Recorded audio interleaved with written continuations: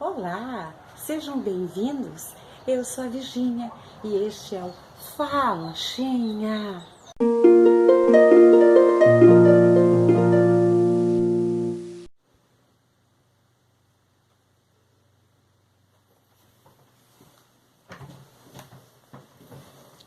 Olá, você já ouviu o meu primeiro vídeo? Eu falei que eu gosto de Apocalipse e hoje eu estou iniciando uma série que fala sobre Apocalipse. Não sei em quantas séries eu vou conseguir relatar tudo o que pretendo, mas eu queria dizer que eu creio na palavra de Deus e me alimento a minha fé através dela. E eu aprendi muita coisa e tem muito a ver com os fatos que estão acontecendo a nível mundial. E eu gostaria de trazer para vocês aquilo que eu aprendi. O meu programa meu canal é Fala Xinha, e para eu falar aquilo que eu tenho vontade para ajudar as pessoas. E eu queria te pedir perdão porque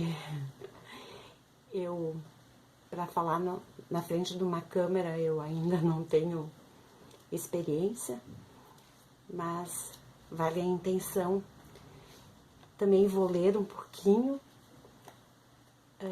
baseado na palavra de Deus e no livro que eu escrevi. Como eu falei, eu consegui publicar um livro, Perseverar o Propósito de uma Vida, e eu aprendi muita coisa que estava encoberto ao meu entendimento.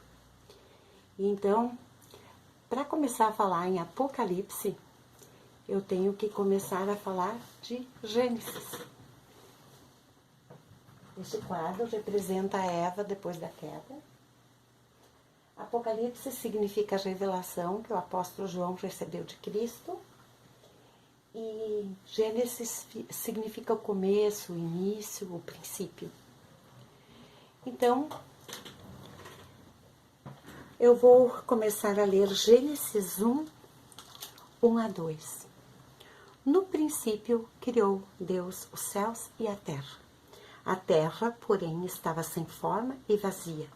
Havia trevas sobre a face do abismo e o Espírito de Deus pairava por sobre as águas. Bom, dá para entender ali que diz bem no princípio, né? Que já havia os céus e a terra e Deus que havia criado. Não se sabe pormenores desta criação. Eu creio que um dia Deus vai nos revelar todos os mistérios lá na eternidade, aqueles desconhecidos aos homens, né? E no versículo, então ali no primeiro dizia no princípio, e depois no segundo dizia que a terra estava sem forma e vazia. Não sei, alguns têm a teoria da terra plana, não sei sobre isso, mas eu sei que ela estava sem forma e vazia. E depois Deus, ele talvez era um amontoado junto às águas, né? Talvez não, era, né? Um amontoado junto às águas, e depois Deus deu forma a essa terra. Mas o que havia antes dela, a gente não sabe. O que havia antes desta terra. Nem o que aconteceu para ela estar desta forma. Só que a gente sabe que havia escuridão e havia abismo. Alguns cristãos têm uma teoria sobre este acontecimento e eu concordo com eles, mas eu não vou expor, porque teoria é uma coisa, a veracidade dos fatos só Deus sabe, né? Mas diz ali, ó, que o Espírito de Deus pairava sobre as águas. Então, Deus estava olhando a terra daquele jeito. E muitos perguntam também como surgiu Deus. Há mistérios também que serão revelados a nós na eternidade. Mas uma coisa eu sei dizer, que Deus é Deus. Deus é onipotente, isto é, todo-poderoso, tem todo o poder. Onisciente, ele é conhecedor de tudo, conhece toda a ciência. E onipresente, ele está em todo tempo ao mesmo lugar. Se você está aí em Fortaleza, digamos, eu aqui do Rio Grande do Sul, a gente está orando para Deus e ele consegue, a palavra também diz, onde 2 ou 3 estiverem reunidos em meu nome, ali estarei. Deus tem poder para isso, né? Bom, eu queria explicar um pouquinho sobre Gênesis, para você entender Apocalipse e entender também o porquê está acontecendo tantas coisas a nível mundial. Aprendi que esse céu que a gente enxerga é o primeiro céu. O universo, as galáxias, o que a gente não vê a olho nu é o segundo céu. E no terceiro céu, Deus vive, é a morada de Deus. Não tem como explicar como é lá, mas nossa mente não consegue entender de tão maravilhoso que é lá. E ele já vivia ali antes de tornar a Terra com forma, antes de fazer o nosso planeta Terra. Não se sabe, como eu disse, o que aconteceu, né? Mas Deus vivia ali com os anjos e com seu filho, Yeshua. O nome Yeshua em hebraico significa salvação, né? E Yeshua é o nosso Jesus, aquele que se sacrificou lá na cruz. Eu vou ler então João 8, 56, 58 a 58. Abraão, vosso pai, alegrou-se por ver o meu dia. Viu-o e regozijou-se. Perguntaram-lhe, pois os judeus ainda não têm 50 anos e vistes Abraão? Respondeu-lhes Jesus, em verdade vos digo, antes que Abraão existisse, eu sou. Esse eu sou está em letra maiúscula e Deus era conhecido como eu sou, né? Bom, no princípio, antes de Deus dar forma à terra e colocar vida, eu creio que ele vivia perfeitamente bem. Com Jesus, com o Espírito Santo, a gente não sabe maiores detalhes, mas lá havia bastante anjos. E os anjos, eles são todos especiais. São imortais, mas porém eles são de aspecto diferente, funções diferentes. Há anjos pequenos, grandes, a serafins, a querubins, a sentinelas e outros anjos que eu não sei o nome. Mas eles se diferenciam do Pai e naquela época também, né, do Espírito Santo e do Filho, né? Eles não têm onipresença, onisciência, onipotência como a Trindade. Deus Pai, Deus Filho, Deus Espírito Santo são conhecidos e são a Trindade, né? E então, naquela multidão de anjos, havia um querubim que se sobressaía, né? E seu nome era Lúcifer, o anjo de luz. E este querubim, ele permanecia no Monte Santo de Deus. Conhecedores da palavra, por causa de um registro antigo de Ezequiel 28, dizem que ele era ministro de louvor. Ele era responsável pelo louvor e adoração de Deus, esse anjo, Lúcifer. E a palavra não relata, assim, pormenores também, o que houve com este anjo. Mas eu creio que a soberba dele cresceu tanto, né? Que ele foi independente, ele quis ser independente de Deus. E ele foi desobediente, talvez desobedeceu algumas ordens e foi rebelde, né? E infelizmente, ele prejudicou aquela época. Apocalipse 12, 4 diz que esses anjos seriam em torno da terceira parte, anjos que se juntaram a Lúcifer. E houve então essa grande rebelião celestial e Deus os expulsou para o abismo, né? Apocalipse 12, 9 diz: o grande dragão foi lançado fora. Ele é a antiga serpente chamada Diabo ou Satanás, que engana o mundo todo. Ele e os seus anjos foram lançados à terra. Leia, quando você puder, Ezequiel 28, 13 a 19. Por que falar do inimigo? Porque ele é o inimigo da nossa alma. E tudo que está acontecendo tem a ver com ele. E outras mais coisas que eu vou comentar no decorrer dessas séries, né? Então, além de Lúcifer perder todo seu status, sua posição, né? Ele perdeu seu nome. Hoje ele é conhecido como Satanás, o opositor de Deus, o opositor a tudo que é divino, né? Que se opõe a Deus. Ainda diabo, demônio, príncipe das trevas, príncipe do mal, pai da mentira. E junto com seus adeptos, tornou-se um anjo caído. Antes luz, agora trevas, né? E ele perdeu a coisa mais preciosa que alguém poderia perder, que é a filiação, né? E a amizade de Deus. Isso gerou uma luta entre o bem e o mal e ocorre até o dia de hoje, né? Muitos perguntam por que Deus não destruiu Satanás. Eu também já me fiz essa pergunta.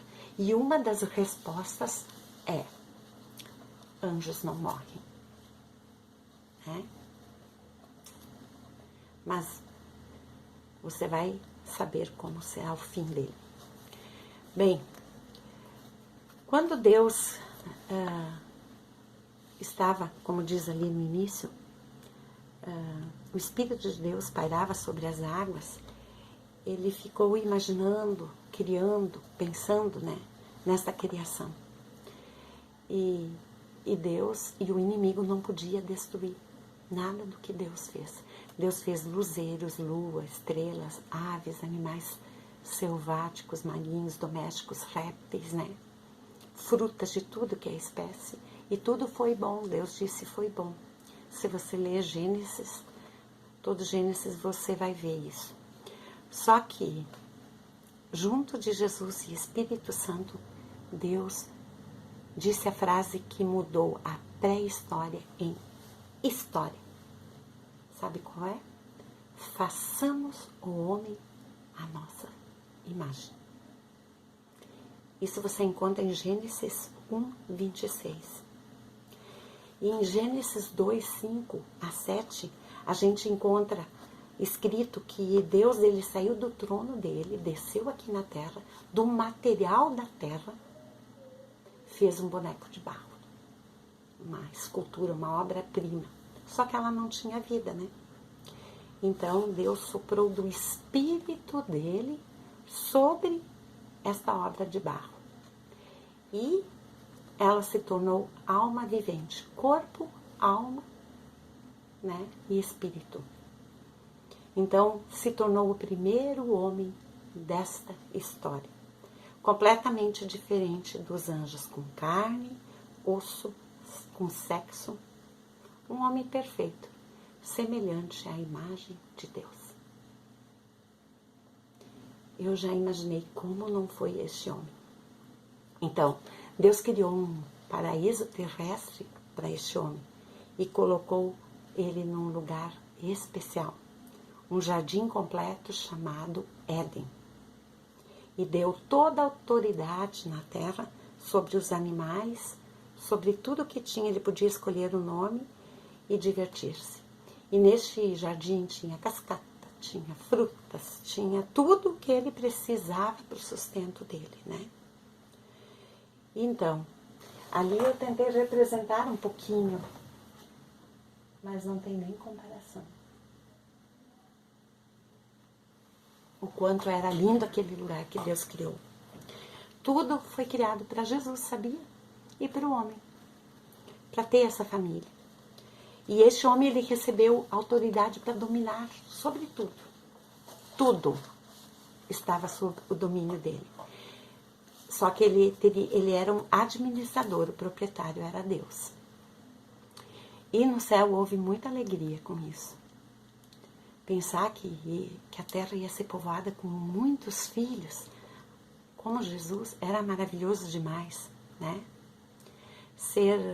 Ele era tão perfeito. Imagina o ódio de Satanás vendo isso. Alguém semelhante a Jesus, né? E este homem recebeu todo o poder, coisa semelhante que Satanás tinha lá no paraíso e que perdeu. Perdeu tudo, todo o poder que ele tinha lá. E isso causou muita raiva de Deus e do ser humano. Mas Deus amou o homem de uma maneira igual. Ele podia saciar todos os seus desejos, sua fome. E ele só colocou uma advertência. Gênesis 2:17 diz, Gênesis 2:16 a 17 diz que tinha no meio deste jardim 2 árvores. A árvore da vida, que ele podia comer todo dia, ele não ia morrer comendo dessa árvore, e a do conhecimento do bem e do mal. E desta do conhecimento do bem e do mal ele não poderia comer, porque certamente comendo morreria. Né? Daí você pode perguntar, mas por que Deus fez isso, né? Por que criar o homem e colocar uma árvore ali? E uma das respostas é que Deus criou o homem semelhante a ele, portanto, com livre arbítrio, isto é, com direito de escolha. Porque senão ele poderia ter criado um robô. E Deus não queria um robô. Ele queria um homem, um filho, né, que procriasse, que experimentasse o amor de Deus, né? Diferente de Satanás, que dependesse do Pai, que tivesse comunhão, que fosse seu amigo. Em Gênesis 2:18 diz que para o homem não ficar só, ele criou uma auxiliadora idônea, que foi a mulher, né? Ele deixou mais uma vez o trono, desceu aqui, fez Adão dormir num sono profundo e tirou uma costela dele e fez a Eva, né? E por quê? Porque Deus queria que a terra enchesse de filhos como Jesus, né? Como Yeshua, né? Então, a partir daquele momento, não havia mais somente o ser masculino. A partir daquele momento foi criado o ser feminino. Né? Quando o homem abre os olhos, imagina Adão. Ele devia ter sido muito lindo. E Eva também. Né? Só que naquele dia ali, quando ele abriu os olhos, em Gênesis 2:23 diz que Adão lhe deu o nome de varoa, porque do varão fora tirado. Então o primeiro nome de Eva foi varoa, né? E os dois se amaram e se uniram sexualmente, conforme Gênesis 1:27 e 28, tornaram-se um. Viviam em unidade, num amor realmente perfeito. Por que eu digo isso? Porque muitos falam que o sexo entrou depois do pecado. Isso não é verdade. Deus criou o homem e a mulher para procriar, portanto isso foi antes do pecado, né? E ele queria que os filhos deste casal fossem cheios de sua glória e semelhança. E daí Deus disse, tudo que Deus criou, ele disse que era bom. E ali ele disse, tudo é muito bom, né? Então, Jesus era o unigênito do Pai. Ele já existia, conforme Isaías 43:13. E João 1:1-13 diz, no princípio era o verbo, e o verbo estava com Deus, e o verbo era Deus. Ele estava no princípio com Deus. Todas as coisas foram feitas por intermédio dele, sem ele nada do que foi feito se fez. Mas Lúcifer, que agora era Satanás, ao observar esse casal perfeito, ficou irado. E não quis que a terra fosse povoada por muitos filhos divinais como Jesus. Você poderia me dizer, mas por quê? Porque Lúcifer, ele tinha raiva, ele tinha ódio de Deus. Ele não queria que o mundo fosse povoado por filhos divinais. Eu vou ler Romanos. Se você tiver interesse, leia Efésios 1:3-6. Eu vou ler Romanos 8:29, que diz assim: portanto, aos que de antemão conheceu, também os predestinou para serem conformes à imagem de seu Filho, a fim de que ele seja o primogênito entre muitos irmãos. Então, Jesus era o unigênito e tornou-se primogênito, porque ele ia ter muitos irmãos aqui nessa terra. Mas Satanás, como eu disse, ficou feroz. Ele já conseguiu abalar o céu, então ele pensou, vou conseguir abalar a terra também. E ele descobriu que havia uma ordem para este casal. O livre-arbítrio e a ordem. Então ele criaria uma falha. Então ele provocou o homem ao ponto de perder seu domínio próprio, indo contra a ordem do Pai. E o plano de Deus ia ser frustrado. E a gente não sabe. Ele foi muito astuto, Satanás, e se corporificou, isto é, ele entrou no corpo da serpente e seduziu a Eva. Ali eu fiz uma serpente. E naquele tempo a serpente era bonita. E eu não sei quanto tempo ele levou para Eva cair na lábia dele, mas todo mundo sabe que ela comeu do fruto e como terminou essa história. E todo mundo culpa a Eva, mas o marido teve muita culpa, porque foi dado domínio para ele cuidar de tudo no paraíso, inclusive de sua mulher. E onde ele estava, que ela estava comendo a fruta. E ele devia ter dito, não vou comer. Tu comeu, te vira com Deus. Mas ele comeu também. Por quê? Né? Ele queria ser, como Satanás, independente. Né? Então, quando ele concordou em comer o fruto, ele disse, eu quero ser independente, eu quero me igualar a Deus, e não tinha temor. Né? Herdou, então, de Satanás tudo o que Satanás tinha, independência, desobediência e rebeldia. Então, naquele dia fatídico lá no Éden, a serpente também perdeu sua formosura. Em Gênesis 3:14, e diz também que o casal que Deus chamava de o casal Adão, Gênesis 3:17-20, por serem um só, perdeu em unidade. Assim, Adão mudou o nome da varoa para Eva.